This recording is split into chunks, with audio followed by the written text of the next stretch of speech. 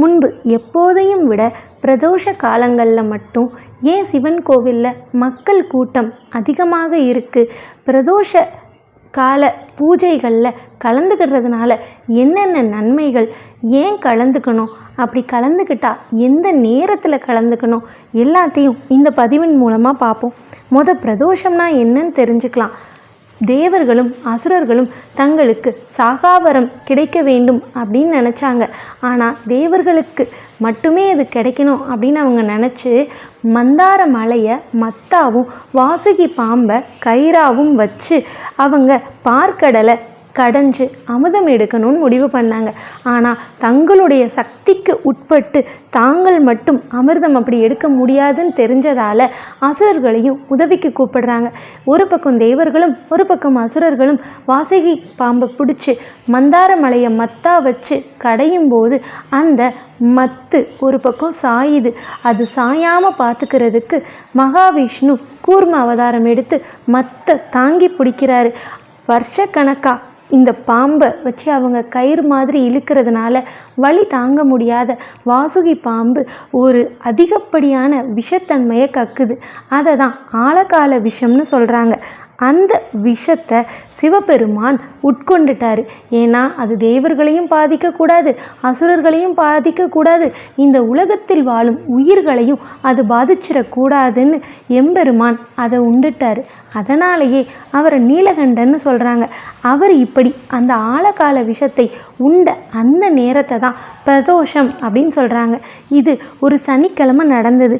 அதனால தான் பொதுவாகவே சனிக்கிழமையும் பிரதோஷமும் சேர்ந்து வரும்போது அதை சனி மகா பிரதோஷம் அப்படின்னு சொல்லப்படுது.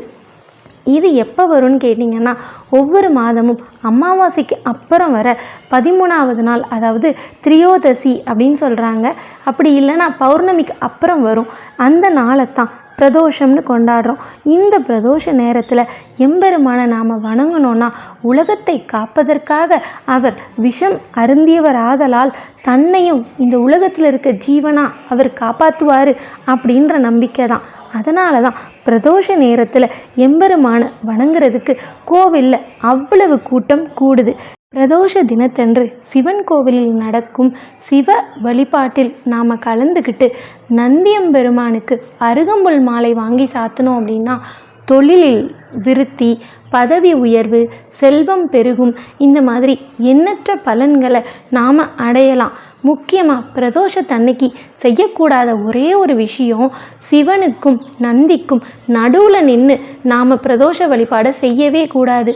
சிவனுக்கும் நந்திக்கும் நடுவில் எப்பவும் நாம் நிற்கவும் கூடாது.